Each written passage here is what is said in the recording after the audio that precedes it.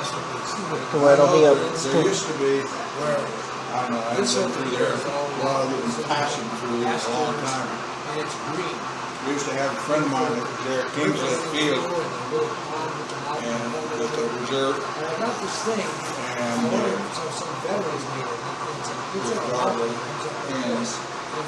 they had a big that's 10 years or so ago, they had a little club up there in town at one point. And as you come through here, this side out, from all green and pasture and everything here. I don't know, they come and go, it seems like, in today's world, it doesn't seem like there's as many people that really want to get into it, no matter what the scale is. And like Dave was saying, even with his, now with his eyesight and his hands and stuff, as we get older, he's only 76.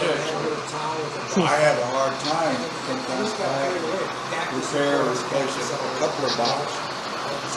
Fingers don't want to work like the way they did when I was 30 years old. Yeah. That's the only advantage I have. I have to take off my glasses, and if it's within this distance from me, I've got 20/15 vision.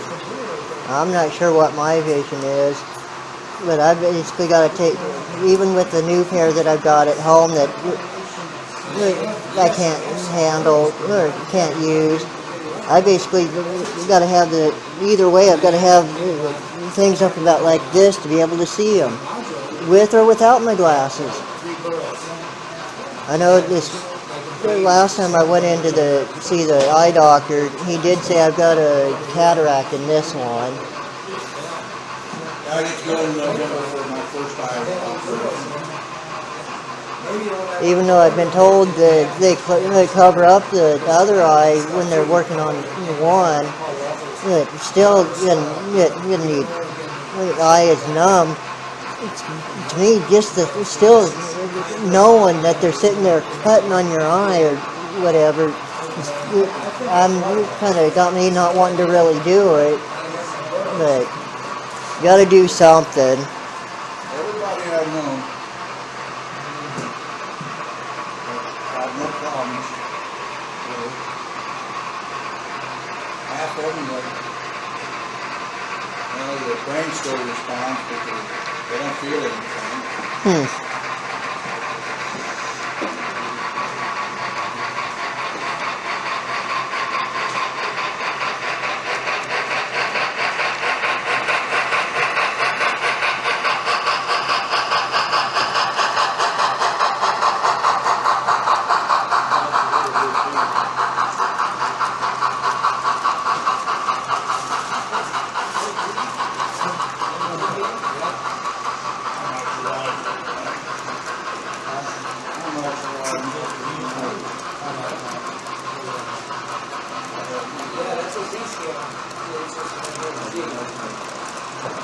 Hey Mike, the caboose is derailed.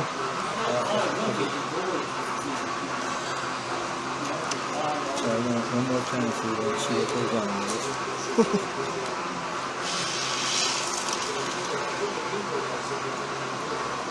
You forgot the Fred. Well, I'm here Fred with the caboose. I got a Fred down in there though.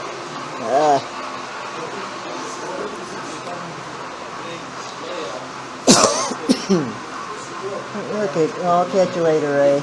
Time to get home and relax a bit.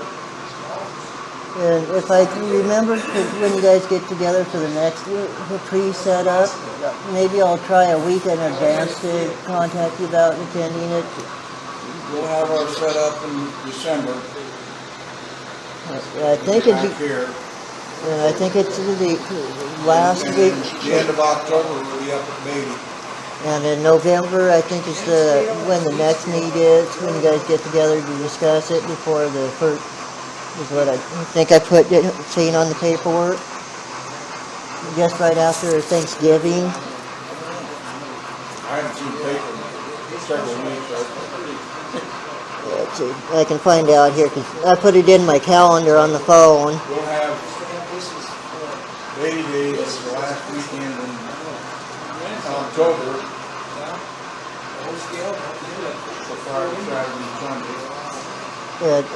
According to this, my calendar, it'll be November 30th when you guys get to meet for the pre-setup. Then the following week is the show. We have nothing here in November. In December, we're set up on the 5th and run from the 6th to the 9th of December here in the library. Yeah, but you guys will get together on the 30th for the setup meeting. Right. Yeah, depending on what all transpires. Everything in this law is subject to change with possible notice. That's why I was saying maybe a week before that, it'd be like the 23rd. I'll get in touch with you, like I did this last time, about see if I can come with and show up at the meetup. That way, make sure I can get my name on the list if I can.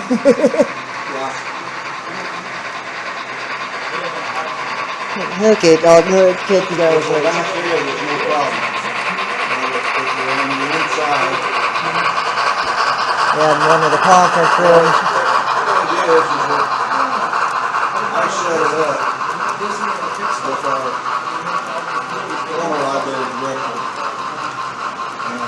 So that because we had so few that it seemed ridiculous to set up back here because they had board room. But Yeah. the thing there is that it's in non-public space. Looks like Up on the joint.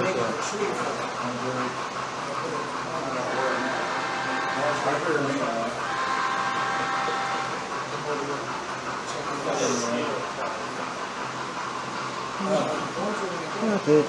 Well, I'll probably talk to you in November then. 'Cause I don't think, I doubt I'd be able to make the Beatty one. Yeah. That's a long trip up there. Yeah. How long does it take you to set this up? 140 miles a day. Right? How long does it take to set this up? We started yesterday about noon, and when we were finally able to start unloading and bringing it in, and we were done pretty much. There's always small things, day-to-day stuff. Oh, yeah. But we're pretty much done by 4 o'clock. Really? Yeah, it takes us about 3 solid hours. Well, we've done it so often. The hardest part, in some respects, I'm just unloading and marked vehicles. It takes virtually nothing to take it apart. But each time we try to set it up a little bit differently. So it's a matter of once we get it, I put together kind of an outline of what we're going to do and stuff. And that does help us. We used to, just everybody would show up. Oh, I've got 3 modules I'll bring. Okay, I'll bring 2. I only got 1. Oh, So we got a little bit more organized over the years. And but because it has to all go together, and it's all modular, different types of legs, and it all has to be at about the same height, and the rail definitely has to be there. But it takes us, it depends. With this size layout, we started, like I said, we started unloading the first vehicle about a few minutes after 12. And by 4, we had everything set up and had all of our bridgings in and the wiring. Then it's just a matter of Mike and myself putting the electronics together, making sure that all the power systems are working. By the way, I'm Richard, I'm ready to play. Yeah. But, you know, it really is not that difficult.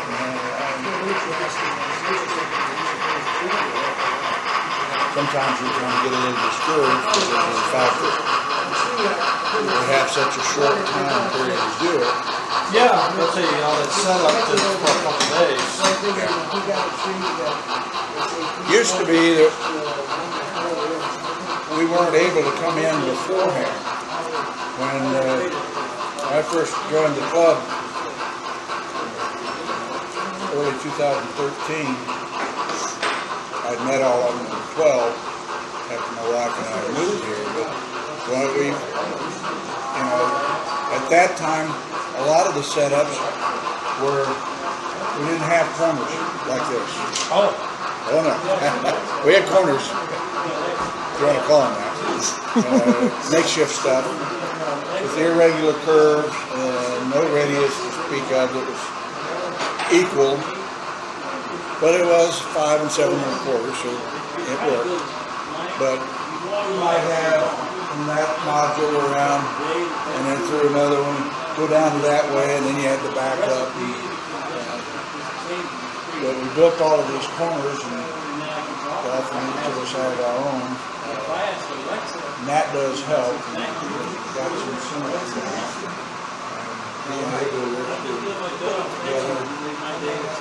those days when we come in on Thursday morning, You can understand echo better because you can read it. I couldn't get in until not when the first meet together. So along the way, we made agreements with the previous director, because she worked real well with us. And we got it to where, yeah.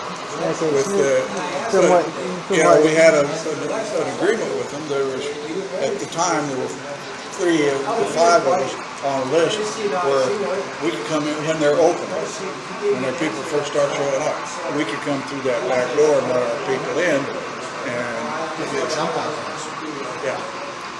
And then we got it to the point where, with everything, I guess about 2016, we've been here a few years by then, that I sat down with the former director, and I said, is there any way we can work with your operation people there, which was Mandy in those days, and now it's Shannon, and see if we can deconflict where we can come in for the afternoon the day before, so people are getting the thing that we're running, okay? If I'm still setting up, I don't know, I think I threw away my law degree, but I'm not running. And so that, when we got to that agreement, it certainly made it a lot easier for us. And then you have more time to enjoy it, instead of just being stressed out on the setup.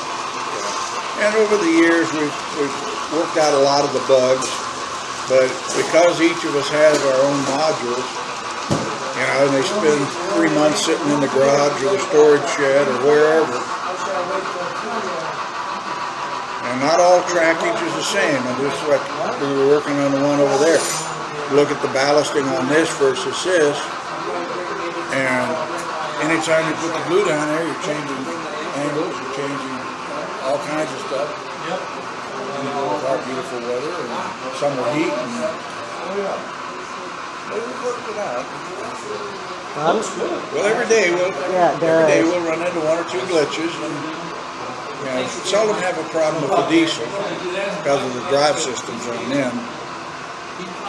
The steamers will give us problems because there's no weight and no tension on those forerunners, and if you've got the least little misalignment or bulge, it makes a mess.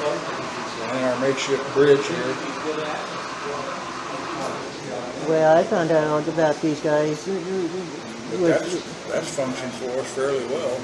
last year in September. I was up here at the museum, and they told me about these guys. And ever since, I've been coming into the meet showings like this.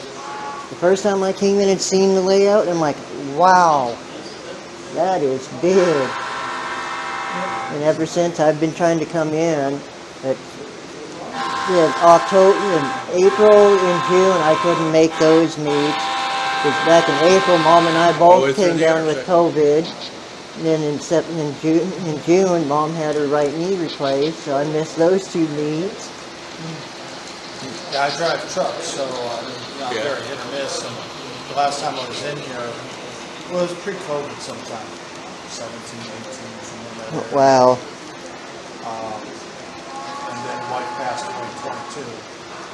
So, but since, I don't know, 2006, 7, I've been starting to compile equipment for locomotives and rolling stock. Yeah, you were telling me. Since that's the most expensive stuff, it seems like. I mean, I know there's other expensive stuff, but some of these locomotives are only $400 or more. Yeah. All of our stuff here is DCC, digital command and control, Yeah. versus analog. So you're looking at even a cheap chip, if you can get it on special and stuff, you're looking at $100 a gone. Yeah. If it's got a sound lead capability, you know, then now you got to have speakers and wiring and all the rest of it. It's not that difficult, but it's very simple to have something that, oh yeah, I bought this analog engine and I converted it. Well, what did it cost you? $400. You know? Yep. But it's a fun that we can have with it, and especially when the kids there, because the little ones, you sit there and you do nothing but just like you're there with the crossing signal. Oh, yeah. Kids don't see that this is physical in your face, almost hands-on. I mean, not supposed to touch it, but it's hands-on. It's not your phone. It's not a tablet. It's tangible.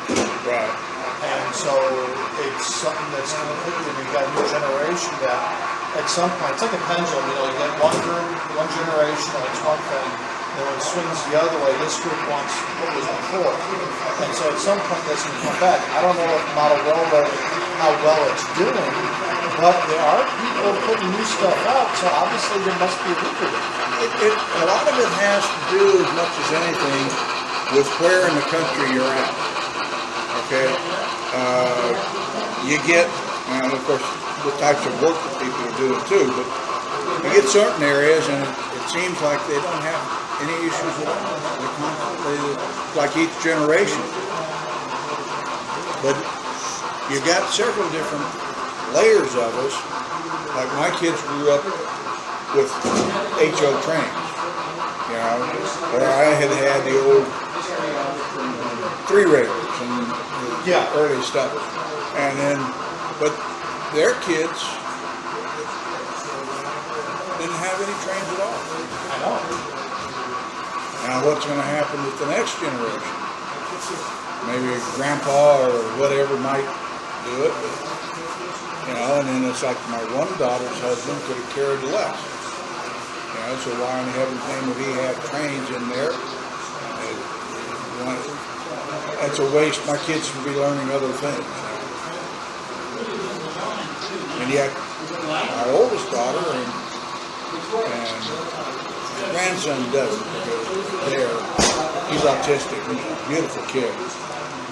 Brilliant mind. Devises gaming for the company.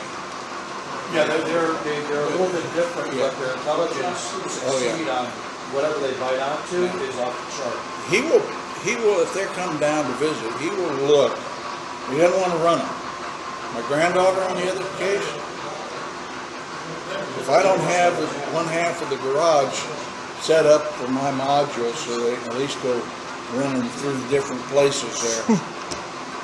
Grandpa? Yes, sweetie. But, you know, it's hit and miss, and we got people here in town. I don't know, when I first moved here and stuff, we still have it, just not as much. But we run everything from live steam in this town all the way on down to Z-scale. Yeah, no, we have a lot of retirees in this town. Joseph's into N-scale. Yeah, I have a tremendous, everything I got is N-scale. Well, what got me into it is I'm part of a group on YouTube that logs trains that go through a live 20. I drive trucks, so I can't hear you. Sorry. What got me into doing starting with N-scale up again, is because I grew up with HL myself. Yeah, same here. I'm with a group through YouTube that watches trains in Washington State, Oh, the live trains? Yeah, Yeah, I've seen some of that the online. virtual rail fan. Yeah. There's one up in Chehalis, Washington, that I help log the trains that go by the train. Oh, no with a kidding. camera. And one of our viewers, she still had her, I should say chatters, still had her dad's almost 50-year-old Z-scale set that he bought when she was a kid. And she doesn't play with it anymore. So she asked me, would you be interested in it? Because I want to see if it can go to a good home. I'm like, yeah, I would love to take it. So she got my address and sent it to me. And it's just one of the small oval ones, but come to find out the locomotive on it no longer works. But I found the exact same replacement on eBay, bought it, and I took the one that You can always put that stuff like in a static display. yeah, and that's kind of that's what I'm still doing. And what I did was I took a piece of straight track that I had, set the locomotive on there, and then super glued that locomotive to the tracks. And I want to eventually get a display case to put it in so it's not getting any dustier than it already gets. And ever since, I've just been trying to, whenever I can, I'll get some rolling stock or locomotive, or even some track to start doing this layout on my own. But that's going to have to actually wait till I get back to Oregon. It never gets old. That's what I like about that. It never gets old. Yeah. But I want to actually go the old-fashioned way and do DC. Yeah, my The old layout's going analog. to be a combination of both because I have some DC and I have a tremendous amount of DCC, which is both, like the Broadway. You can do both. Oh, yeah. So I got extremely carried away because I was a child that my child life wasn't the greatest. Let's just put it at that. Yeah, mine too. And so stuff we would get would shortly disappear, and we weren't allowed to have anything very long. Anytime we moved, everything was gone anyways. So as I got older, no one could tell me no, and I kind of took that to the extreme. Yeah. So, and I knew that once I retired, buying $500 locomotives, you can't do that when you're retired. It's hard to do that. You build your layout and stuff in your mind at least, and then purchase the stuff that you're going to need when you can afford it. Because it's just like we were talking this morning. It's not the cost so much of some of the things that we go on eBay or other places or go to shops. It's the cost of shipping. Yes. Yeah. Shipping is ridiculous. Yeah, it is. I try to deal with people that were This stuck is in- our gift. I got to repair a car. This is our gift to the library, which we've been doing since 2014 every year for their Christmas raffle. Gotcha. And I like to find drum that are in ovals for that. Now it's an old analog DC for that Right. matter, Kids don't but care. it runs and everything, and it's a good starter set for the parent to get them involved. Yeah. But the darn shipping on something like that runs almost as much as you're going to spend. Yeah. If Good not, $40. if not more. Yeah, well, there are some that when we were looking, it usually takes me about 3 months every year to find something that's going to meet our needs and realistically is new and at a reasonable price, because we're not a dues club. And then like this one, they had it listed for like 116 or 112. I offered them $90 and they took it. But the shipping is what starts costing. I saw another one that was just similar to that. It had 2 more cars, and MSRP on it had been somewhere around $190 when it was put on the market. The guy only wanted $90 for it. Wow. But the shipping was $57. Yeah. So he's making up some of the difference here. Yeah, they try to, you know what stuff costs if you deal with eBay enough. Yeah. And of course, all of us, like Mike and I, we're into that. We bought a lot of things for the members of the clubs where we could find it. I bought boxes of Flex Tracks, 25 to the box, and got them at 2/3 of the cost of what I would have been paying if I'd have gone to a hobby shop or ordered them individually. What I did is I found someone that was buying Cato system. their snap track, I guess you could say. I like that stuff. That works really nice. So mine is going to have that with the spurs. What's nice, they have the unions where it goes from theirs into like Atlas track, whatever, run off, Like a merge system. Yeah, so that's really nice. I like the idea of that. And when you got your home layout too, Rich, that's another key factor. You can do so much more. That's what I was telling Joseph too, is that this is a good thing to think. This is a thing we put together. But none of this would work at my home if I had a home layout. I would find a way that I can tie my modules into it, but I want more in realistic. Yeah. So I got that, and I got in my head, because being a truck driver and everything, well, this guy's selling in bulk, brand new. 10 pieces is good. 200 pieces is even better. So needless to say, I have a few hundred feet in Cato track. Wow. And I'm not bragging by any means, because I got to cut myself off. I'm like, okay, well now you need to, let's not just buy everything because it's a great deal. Buy what you want, buy the higher end, slow your roll a little bit. So I got Cato, Broadway, Atlas. I do have some Intermountain. I do have a couple of Rapido sets. The new ones that came out. Rapido makes a good piece. C&M. But they were one of the two biggest bets in the European war. Yes. I've talked to the owner directly, surprisingly. He's real friendly. The thing that we usually talk with new members and stuff that are going to be into it, whether they build a module or which we usually like to have somebody build one, but is to figure out what you need for base. You've got it. You've got your 200 sections of track. That gives you at least a start. Yeah, Okay. well, I figure I compile this, then I figure out how big I can make it. Then either freehand or, as I was telling Joseph, one of the things that some of us use, when Mike put together the original yard for us and some of the other stuff, Atlas used to have a free program for Atlas track that you could go in and you could design it. Kind of like you see in the movies, I move this over here, put the right curl and stuff. Okay. I don't know whether it's in it. I thought I was just going to have to freelance the whole thing. But yeah, that's what most of us have done. And the thing there is, okay, now just taking this one, okay, it's pretty simple.